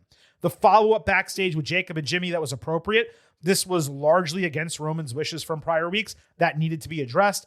The continued interfaction issues between Jey and Jacob, they remain the most compelling part of this storyline by a mile. The question is when that will pop off and if it will be Reigns doing or something else. Overall, a far more successful opening than I would have expected if you showed me this confrontation on paper. This the Solo warning shot thing was the best wrestling thing of the whole weekend. I've watched that clip, rewatched that clip so many times. It keeps popping up on my feed. I watch it every time. It's amazing that Solo was the quiet, silent, heavy of the bloodline for 2 years when, this is going on now. Just an incredible, and they know it, and WWE knows it, and they keep giving him bigger spotlights to do this kind of stuff, and it keeps hitting, and that's good. They see that we love what Solo's doing, and they are leaning into it in a way that is incredibly funny. They're like, we could make so many drops even just from that one segment where he goes, anybody get shot? Or just the pew pew, or just the gif of him like ducking it was so funny, man. Like that was just great. And everything else to set it up in the match, the rest of the promo was good. He is shining, man. This guy is becoming red hot in a way I don't know anybody predicted, and I'm curious how much they'll keep riding this and see how far it goes. There's something you said in your analysis right there that we're going to touch on a little bit later, but I wanted to single it out because you already mentioned it. WWE knows. They're aware that Solo is getting over as a babyface. They see the reactions. So just put a pin in that. We'll come back in a second. LA Knight backstage said Reigns bored everyone last week talking his same shit. He circled back to the watch comment saying Reigns was a waste of money and he has bought 10 more of his own. They all tell time the same. He talked about entering the tournament to become number one contender, but when informed it was luchadors only, he found that convenient. Sikoa interrupted, telling Knight he needed support in the main event, given what happened to Keys last week. LA said, look, SummerSlam was great. We got the job done together. We hugged. It was cool. That was one night only, and he was done having partners. Solo tried to convince him that will not fly because he's not just going up against Roman, but he's going up against the entire bloodline, and they need to continue having each other's backs. Later backstage, Pierce calmed Knight down about the tournament, saying it was set long before he became a legitimate number one contender. He promised LA he would be firmly in place for a championship match once WWE gets out of Mexico City, which is, by the way, a full month away. Jacob got right in his face afterward for heated confrontation, with Knight daring him to jump against Reigns' wishes, and Fatu, of course, wanting to dog walk his ass. Strong, logical continuations, necessary segments, I would say, to not only touch on last week, but look ahead to the main event and Knight's contention. This happened on SmackDown also, but creative did not have Kathy Kelly asking the right questions here. She should have been getting Knight's thoughts about Keys up front before flipping over to a question about Reigns, who, by the way, was not even at the damn show. It was the huge news item from last week with LA's partner from SummerSlam, and it happened after he left the arena early. How are you not asking him that question? I have no idea. Knight and Fatu, that was intense, and that's going to serve as a nice in-between feud until he officially becomes number one contender.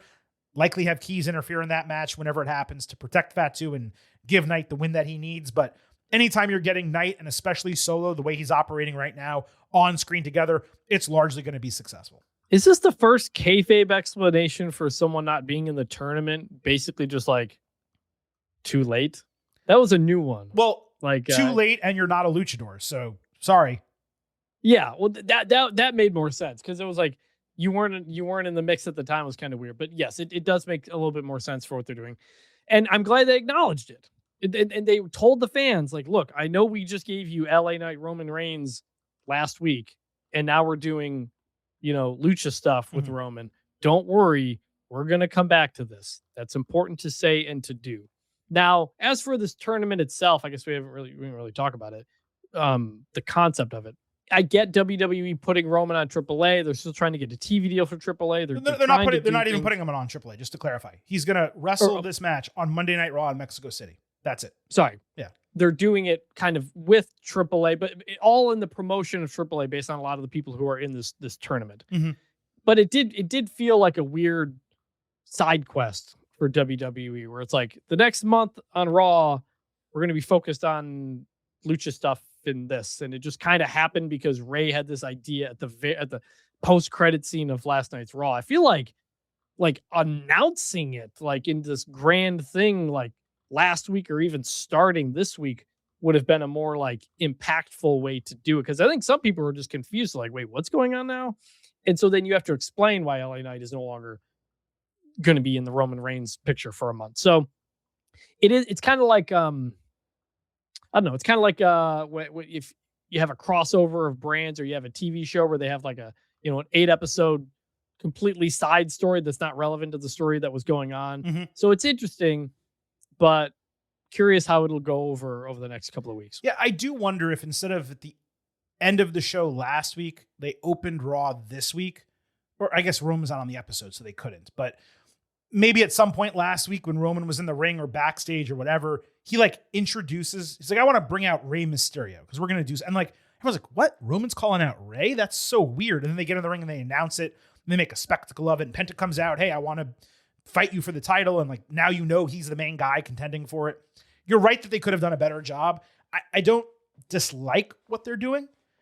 It's unique and different. It's nothing WWE has ever done before. No. But at the same time, it's like, give it a little bit more gravitas. No, that's exactly it. Like, if you're going to do it, like, do it. And really explain how this is going to be different. Because as we talk about the matches, like, the wrestling is going to be the focus of this tournament. Right. And that is not something that WWE often does. And I just hope it doesn't become like, oh, watch AAA because that's where the fun wrestling is. We're not going to do that here. Yeah. And so, because we'll talk about the matches, but the wrestling got over. Like, so can Yeah. WWE learn from this tournament moving forward when it's done? A little spoiler alert for later in the show. The wrestling can get over. I don't believe Monday night was the best representation of what this tournament should be, but we'll talk about that in a moment. We had Solo and Jay with that stipulation in the main event of Raw. It was slow and plodding for a while until Sikoa got the crowd going by hitting his father, Rikishi's running hip attack for the first time in a long time. He followed moments later with his dad's signature sit-down cover and spinning heel kick. Spinning Solo came afterward, but Jimmy distracted when he set up for Samoan Spike with Jay hitting a spear off the ropes for a false finish. Sikoa blocked the second attempt, and Samoan spiked Jimmy off the apron, and then he ate a second spear and Uso splash from Jay for the 1-2-3. Resulting in Solo being hand-delivered to Roman, and we will have to see what the hell that means next week. And then the show just ended, nearly 15 minutes short of the normal runtime. The crowd was completely flat. The fans were confused. It was an understandable reaction. This did absolutely nothing for me at all. Don't worry. Don't worry. I'm not gonna do what everyone thinks I'm gonna do. Flip out, man. Look, I'm not immensely pessimistic about it yet, because the setup all episode was to get the fans loving Solo, only to pull the rug out from under him and them by the time it concluded. Plus, the stipulation specifically was that Solo would be delivered to Roman, not that he would be forced to rejoin the bloodline. Those are completely different stipulations. One happened on this show, one did not. To this point, Sikoa has refused to meet up with Reigns. So for anyone flipping out, it could be much ado about nothing by the time Raw rolls around next week. Given the setup with Knight in the prior segment, LA saving Solo from rejoining the bloodline, both of them getting a huge pop as baby faces, that could easily be the move. Sikoa could also rejoin and either be an unwilling participant or perhaps a mole to tear it apart from the inside out. There's a lot of options next week besides, I can't believe Solo is rejoining the bloodline too. You can criticize WWE's booking all you want. We do it constantly. But if you are just going to assume they see someone getting massively over as a face, purposefully teased booking him that way, and then even more purposefully booked him back into the bloodline purely to spite you, then you have Vince McMahon PTSD. Now, is it possible I eat those words? 100%. But there's also a wide variety of outcomes that are not the most boring, predictable option. The reason this did nothing for me, getting back to my original point, was the eye-rolling repetitiveness of the match booking and the complete blasé ending to the show. Because we know the finish. His family are going to interfere every single time. It was fun seeing Solo do some of his father's moves, and then for it to conclude as simply, predictably, and repetitively as it did, I just got that womp womp feeling. And it was a womp womp feeling to end a largely womp womp Raw, where some positive stuff happened, but nothing at any point in the show gripped you like the men's storylines did on SmackDown Friday night. The fans badly wanted Solo to win, and they did not get it. When that happened, they just collectively shrugged, which is how I felt most of the show, but especially after the main event. Yes, and I understand them reacting that way. I am actually interested in this longer term moving forward for all the reasons you just said. Like, Solo's in the bloodline, but he's Solo right now. There's no indication he's going to have the Jacob Fatu just like, okay, I'm your right-hand man. I want to do this. We know he doesn't want to do this. I'm still fine with this beyond this episode, but it was a flat finish to the show in a way that I'm surprised it was the main event of the show. Mm-hmm. Just if you were going to finish it like that. And not every episode of the show has to end with people cheering. You can have bad guys end the show, but you want to do it in a way where people are like mad and just running the same Usos interference you always do is not going to get that reaction. I mean, remember that period? It might have been last year, or might have been earlier this year. It was like 2 straight months of Raw ended with bloodline interference. Yeah. Just every episode. Yep. And so this is not any sort of finish that creates intrigue.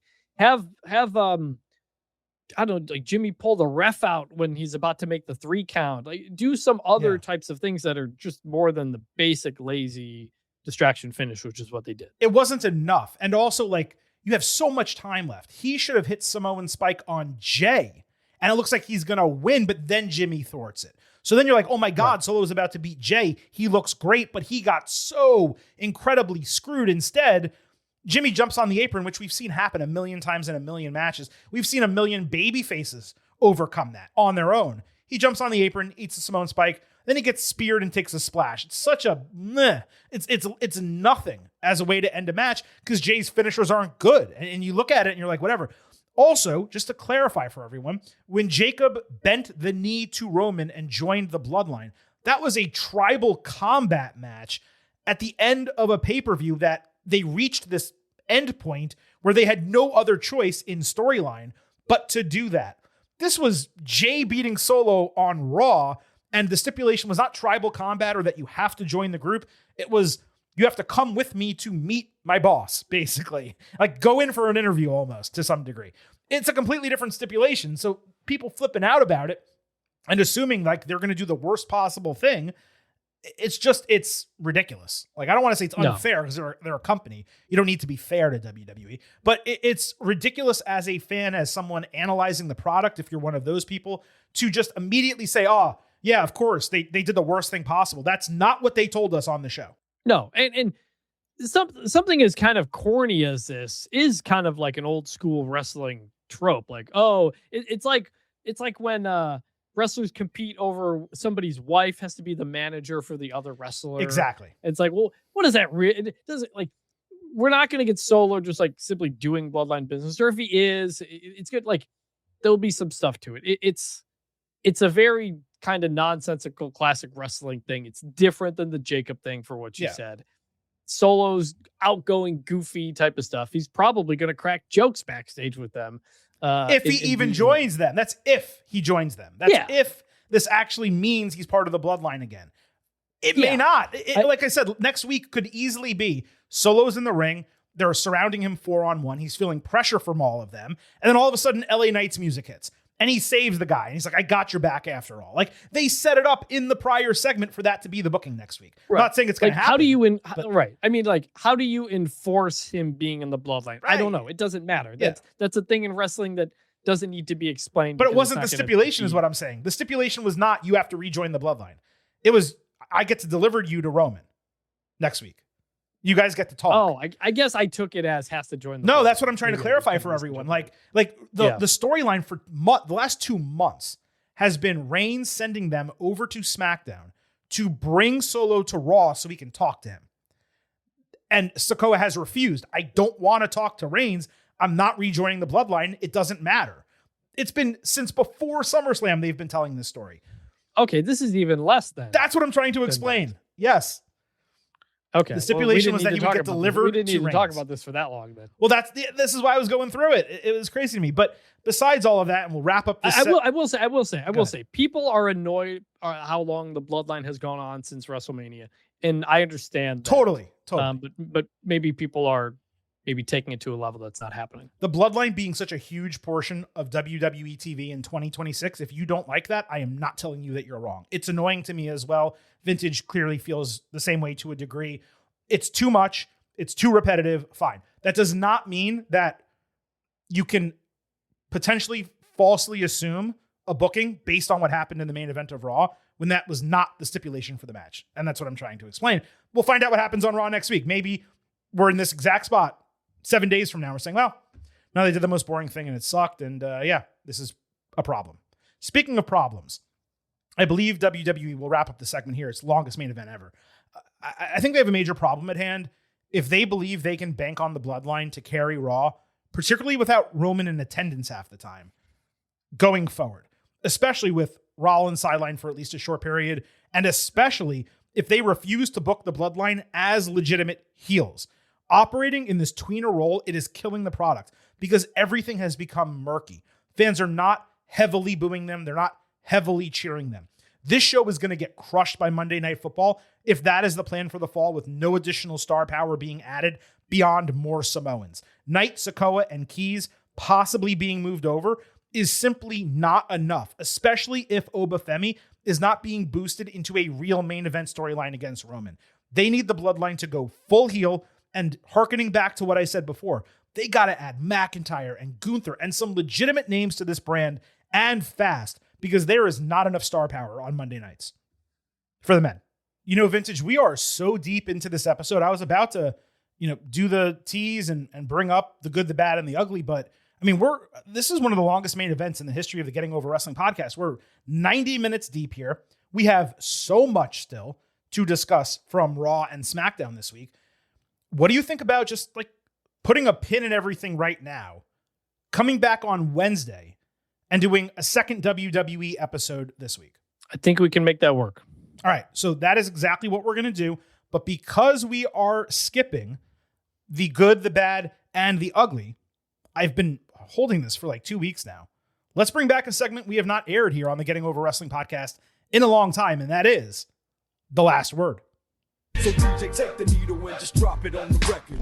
We gon' have this popping in a second. That's why we always save the best cut last, to make you scratch and itch for it like fresh cut grass. So Brett at BZ311 on Twitter sent us a 3-part question that I think we can answer one by one here. His first part was, what do you think Vince McMahon will do on the backside of the lawsuit? Is there any way he comes back to the company?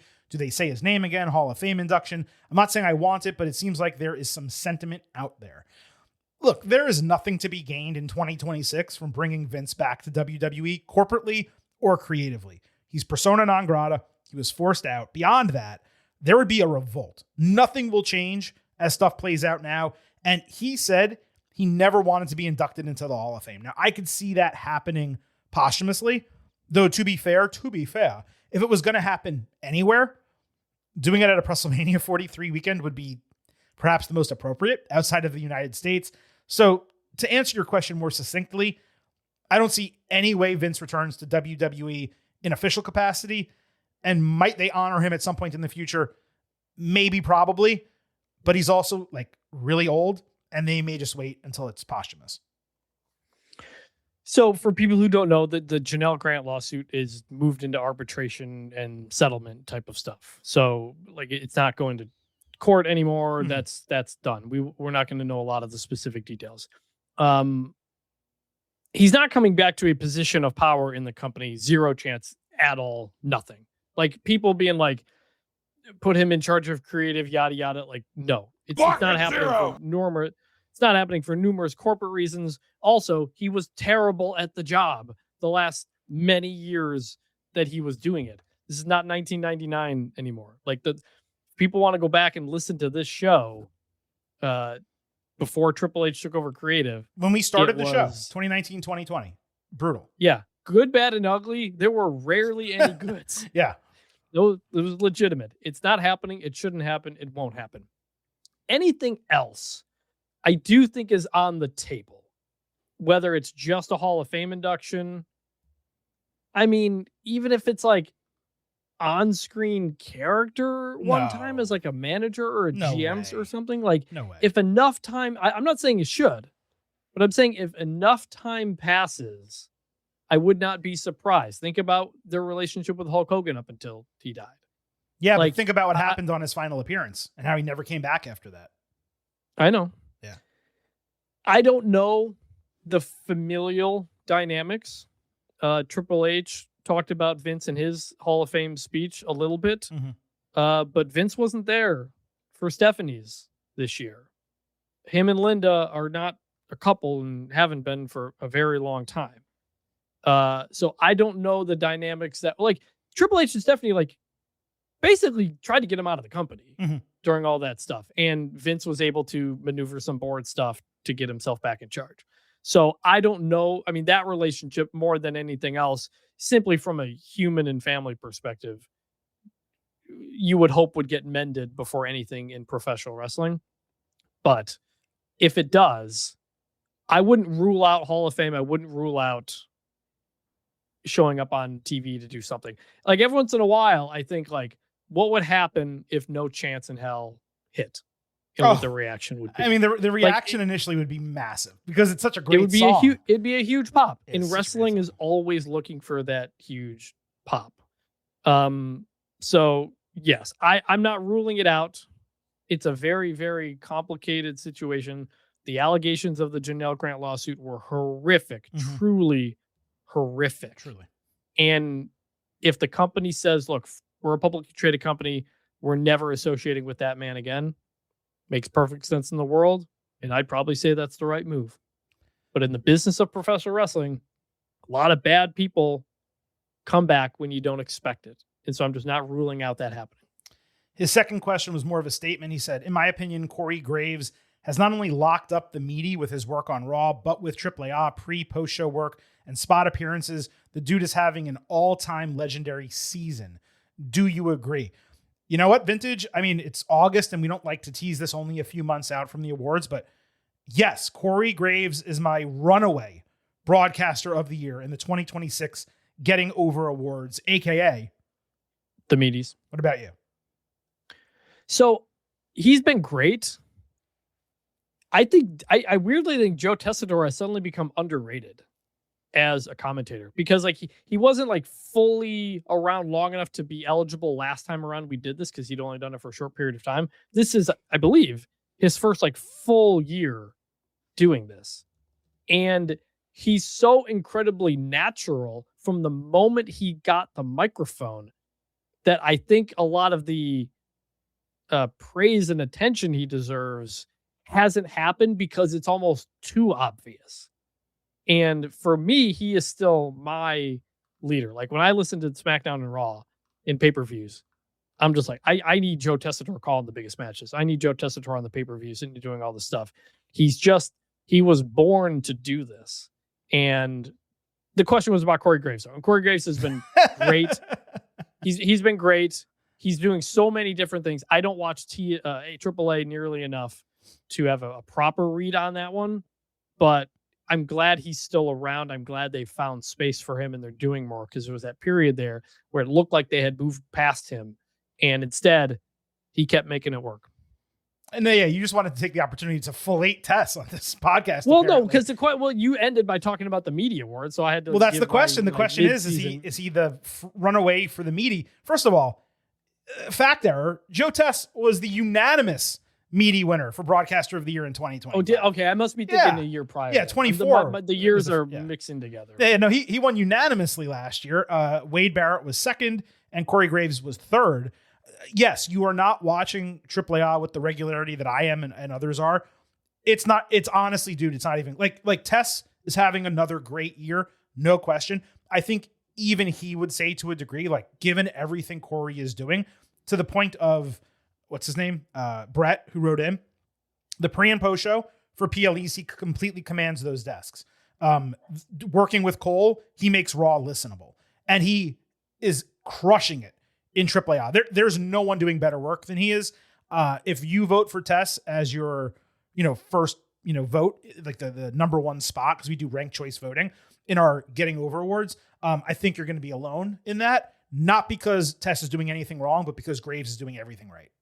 Have you listened to Vic Joseph on the radio call for the pay-per-view? I didn't listen to the whole show. I haven't because I watch him every week on like NXT. So I get my Vic Joseph, you know what I mean? Like I got clips though, and it sounded good. Him and Booker doing radio. So that's a factor.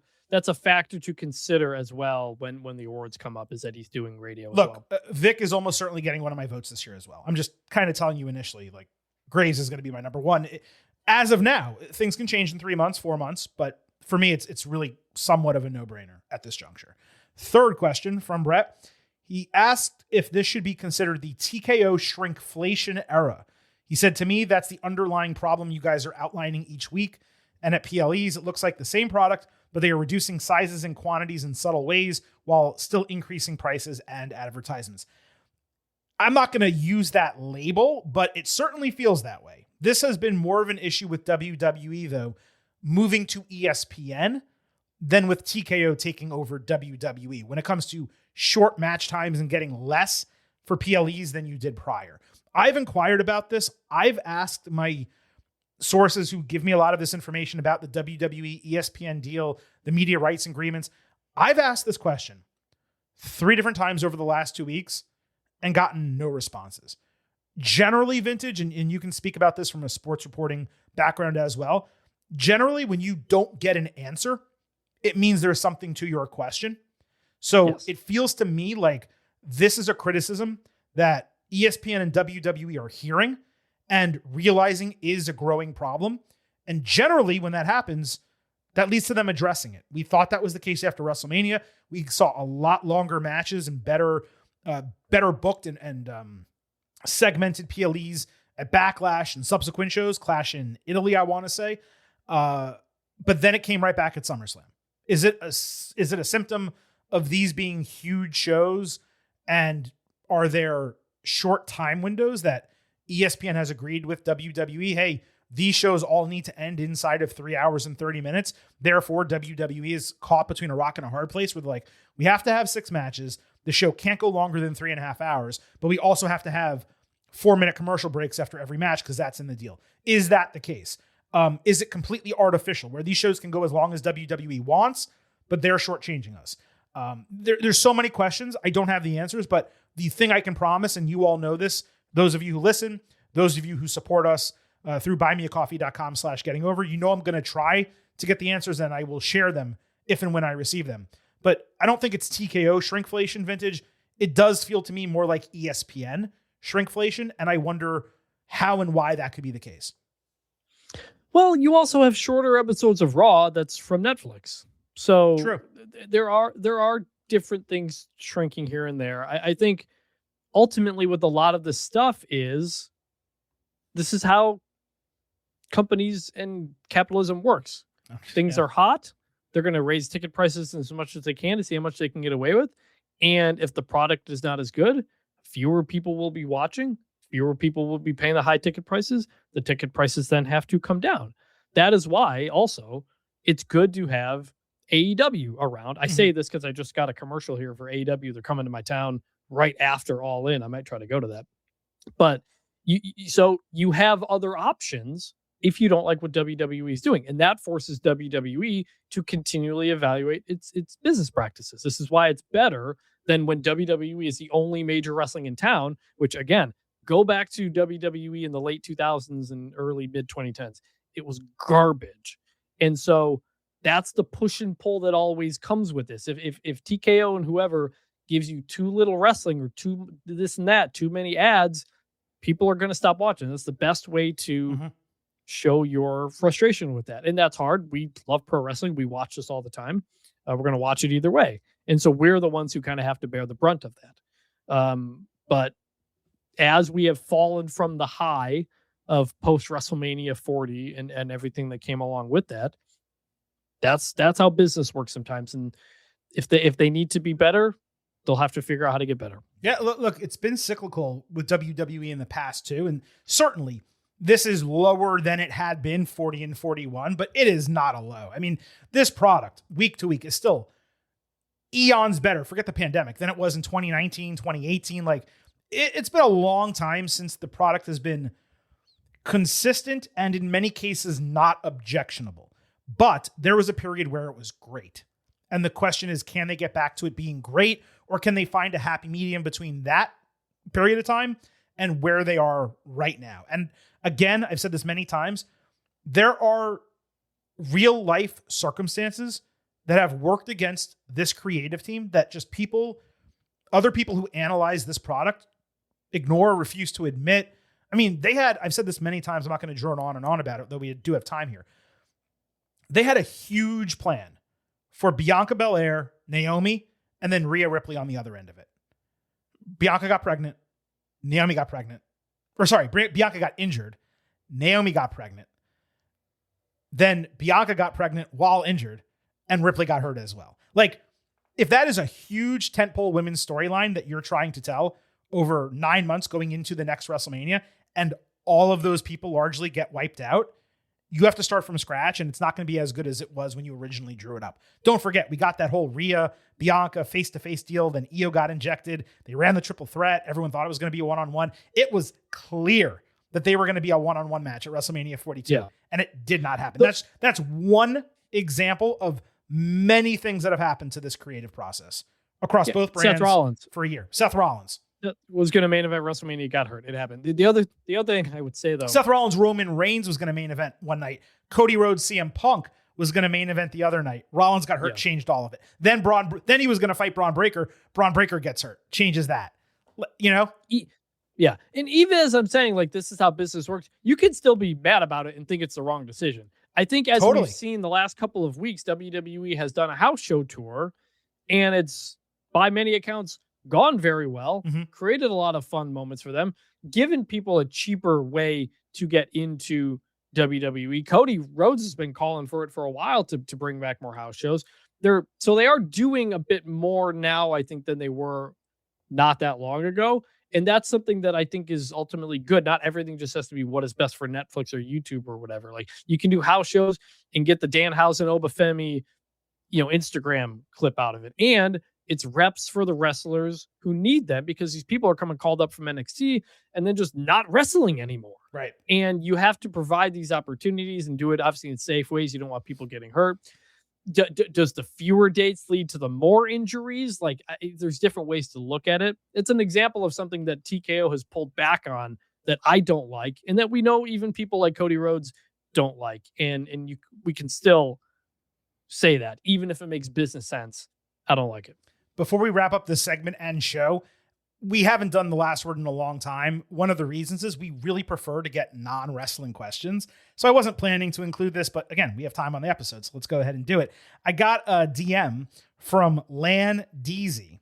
They wrote in at It's Land OYO on Twitter.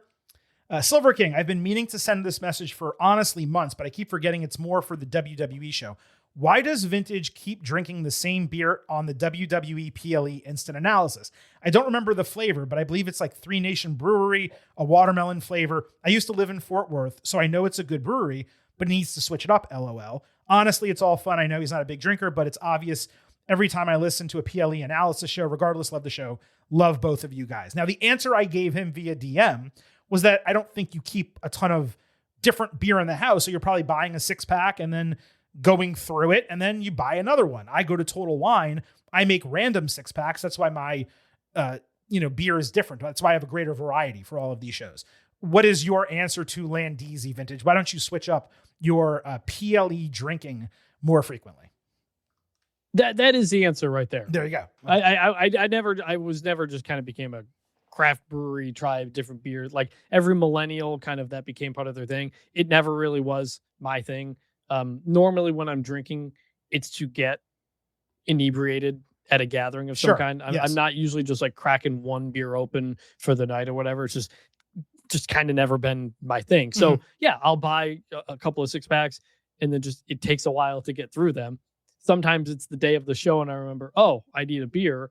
You can't buy beer in Texas on Sundays, I don't believe still. Right. So it's just whatever I still have in my fridge. That is such a crazy law, by the way, in all states. Texas, I know it's very religious, or it was, whatever, but still, Texas, you can't buy beer on Sunday. Absolutely crazy. I know there's other states that are like that for certain hours in the morning and stuff. I think Florida was like that for a while, but they may have changed. Look, they may have changed the law. I haven't checked, but when I first moved here, that was the case. No, I remember everything. That, yeah. Half of everything is closed on Sunday here. It makes planning things very difficult. Yeah, I was a much bigger drinker, obviously, growing up like most of us are, and it's tailed off. I do love craft beer. I go to breweries all the time. I'm going to take a mini vacation next week and go to a couple a little bit north of me in Florida. But even I don't sit around during the week and like on a Tuesday drink 3 beers. Like, it just doesn't really happen. So I'll have 1 or 2 during the week. Sometimes I go out with a buddy on Friday. We have a few, and then I'll have one, doing the instant analysis. That's pretty much it. So even I have not bought beer in a long time. I just happen to have like probably 18 in my fridge that I need to go through because I bought them and compiled them over months and months. Anyway, that is the behind the scenes for the crack and open a cold one on the WWE PLE instant analysis. So this was unplanned. We're going to wrap up this episode. We will be back on Wednesday with another WWE episode. And we still have a ton to discuss. I'm going to scroll through and give you just some of the topics we're going to be covering. Charlotte Flair and Jade Cargill, the debut of Tatum Paxley. You know Silver King badly wants to talk about that. Stephanie Vaquer, Becky Lynch, Liv Morgan. We need to cover that. Lyra Valkyria finally showcasing her character on screen. Penta versus Laredo Kid, first round of the Lucha tournament. Rey Mysterio getting an Intercontinental Championship match with Chad Gable. The Vision and what's happening with Braun Breaker and Oba Femi. And then, of course, some wide variety of things that we need to go over from SmackDown. We will cover all of it. I'd say anywhere between 45 to 90 minutes. We will do a bonus WWE episode for you on Wednesday. And then, of course, we'll be back on Thursday talking NXT, AEW, and most likely AAA as well. So a 3-episode week out of nowhere. We did not plan on it, but we want to provide as much performance-enhancing audio as we possibly can to fill your ear holes. On the way out, allow the Silver King to remind you first, follow us on social media at Getting Overcast on Twitter and Blue Sky. You get episode drops, news, analysis, highlights. You can send in questions and comments for the show. Maybe we'll get the last word rolling again if you ask us some wrestling and non-wrestling questions like the ones we just read. On YouTube, you can listen to the show. You can watch full-length video interviews. You can hit the link in our profile. Join our free podcast Slack channel. Talk with all of our Getting Overhead listeners. Find us on social media at Getting Overcast. And don't forget, It's all about Defy. head over to Apple Podcasts and Spotify. Leave a 5-star rating on Apple. Take a little extra time. Leave a 5-star written review. If you do, we will read it live right here on the show. All right, that wraps up this edition of the Getting Over Wrestling podcast. Still nearly hit 2 hours on the clock for Vintage Chris Vanini. This is the Silver King, Adam Silverstein, signing off and leaving you with just 3 final words. Bye for now.